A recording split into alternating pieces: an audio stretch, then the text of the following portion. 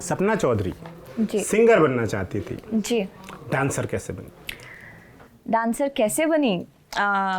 मैं जब आई थी तो मेरे दिमाग में ये था कि मैं जो हमारी संस्कृति है जिसमें रागनियाँ गाई जाती हैं, मुझे था कि मैं रागनियाँ गाऊंगी और घर का खर्चा निकल जाएगा। उस टाइम शायद एक शो के लड़कियों को मिलते थे 2500 3000, और वो भी कोई उसका टाइम पीरियड नहीं था कि आपको इतनी ही देर गाना पड़ेगा। वो वाले जगराते वाले शो होते थे उस टाइम पे। रात को 9 बजे लगे हैं, सुबह 5 बजे बोलेंगे नगर खेड़े की जय। तो वो रात के 9 बजे से लेके 5 बजे तक सुबह जो गाया जाता था उसका 2500-3000 हज़ार मिलता था। तो मगर ठीक है, पर घर का खर्चा चल जाएगा, मेरे लिए ये था ज़रूरी। तो एक बार क्या हुआ कि हम राजस्थान की तरफ एक शो कर रहे थे। वहाँ पे जब डांसर्स बहुत ज़रूरी हुआ करती थी उस वक्त भी, लेकिन उस वक्त के डांस में कोई हरियाणवी गानों पे डांस नहीं किया करती थी। गाने बजते थे सीटी पे सीटी, और पता नहीं पंजाबी गाने बजते थे, सीटी पे सीटी गाना होता था एक, और 2-3 और थे। मुझे गाने भी ढंग से याद नहीं है, लेकिन मुझे ये था कि ऑर्केस्ट्रा टाइप का जो लड़कियां डांस करती है वो ही डांस वहाँ चला करता था बैकलेस लहंगे के साथ। तो चाहे मंदिर का उद्घाटन हो, चाहे किसी का काज हो, वो ही आती थी और वो ही डांस किया करती थी। और उनको देखने के लिए पब्लिक आया करती थी। कोई रागनी सुनने नहीं आता था, किसी को कुछ लेना देना नहीं था, उनको देखने के लिए पूरी पब्लिक इकट्ठी हुआ करती थी। तो एक शो था राजस्थान की तरफ। उस दिन जो डांसर बुक हुई थी, जिसको बुलाया गया था, वो नहीं आई। तो जो हमारे टीम के हेड थे, उनको ये पता था कि ये स्कूल के टाइम से थोड़ा बहुत नाच वाच लेती है, इसको डांस वांस आता है थोड़ा बहुत। तो उनको पत्थर पड़े इससे पहले ही आके वो तू डांस कर दे, तू प्लीज़ एक डांस कर दे, एक डांस कर दे। मम्मी मैं बिल्कुल नहीं नाचूंगी, मैं तो गाऊंगी। बोले नहीं एक डांस कर दे, मेरा टकला फोड़ देंगे यहाँ पे, ऐसे ऐसे उन्होंने मेरे को बोला। तो मगर नहीं, मैं इतना कंफर्टेबल नहीं हूँ इस पब्लिक के सामने, मैं नहीं डांस कर सकती।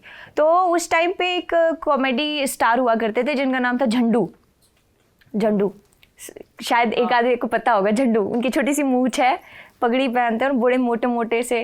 तो बोले इसके साथ डांस कर दे, तू अकेले कंफर्टेबल नहीं है तो इसके साथ नाचते। मैं बोली नहीं, इतना बड़ा अंकल है, मैं क्यों नाचूंगी इसके साथ। बोले नहीं, तेरे को कंफर्टेबल रहेगा। फिर मैंने बोला मुझे ये हिंदी गानों पे नहीं आता, मैं ये सीटी पे सीटी गाने इन पे नहीं कर सकती हूँ। तो बोले कोई नहीं, तुझे जो हरियाणवी गाना भी अच्छा लगता हो तो उस पर डांस कर दे। उस टाइम मैंने झंडू सर के साथ एक ड्यूट पे गाने पे डांस किया था, जो गाना था मने सुना तू बल्ली हो गया, महफिला लगा वैसे, दारू के पैग लगावने लग गया, कुक्कड़ सुक्कड़ खा वैसे।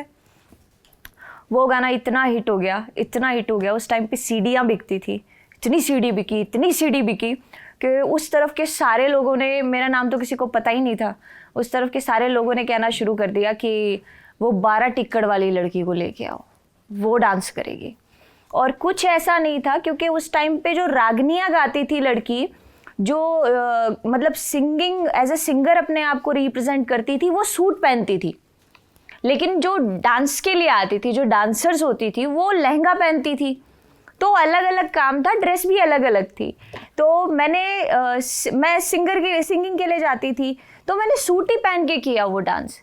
लेकिन वो इतना अच्छा लगा लोगों को, इतना अच्छा लगा कि सबके पत्ते कट गए। फिर वहाँ पे किसी ने नहीं किसी को देखा, सबको चाहिए था कि वही लड़की ले गया हो जिसने सूट में डांस किया, वही लड़की का देखेंगे अब तो। क्या उम्र थी आपकी तब? मैं 13-14 साल की होंगी। 13-14 साल। घर वाले सहमत थे जब आपने शुरू किया? फिर सहमति की जरूरत ही नहीं पड़ी ना सर। अच्छा। कभी नहीं। मैं बोलती हूँ, काफ़ी लोग आके ये बोलते भी, अरे हम ऐसी फैमिली से बिलोंग करते हैं, नहीं हमारी मम्मी राजी नहीं थी, हमारे पापा राजी नहीं थे। ऐसा कुछ नहीं हुआ मेरे साथ। टाइम सिचुएशन ही ऐसी थी, किसी से पूछने की ज़रूरत नहीं पड़ी, किसी को बोलने की ज़रूरत नहीं पड़ी, किसी को ये कहने की ज़रूरत नहीं पड़ी नहीं यार ये काम मत कर। और मैंने किसी से नहीं पूछा, मुझे लगा कि ये ठीक है और मैंने किया। फिर आपका पहला परफॉर्मेंस हुआ, फिर आपकी डिमांड होने लगी, लोग बुलाने लगे। आगे कैसे बढ़ा सफर? आगे फिर लालच आ गया ना, लालच आ गया, बिल्कुल अगलों को लालच आ गया। नहीं मुझे नहीं आया। अच्छा। जब तक मैं ठीक थी मुझे था ठीक है, मैंने किसी का मान सम्मान रखा, मेरे लिए सिर्फ वो था, मुझे नहीं आया लालच।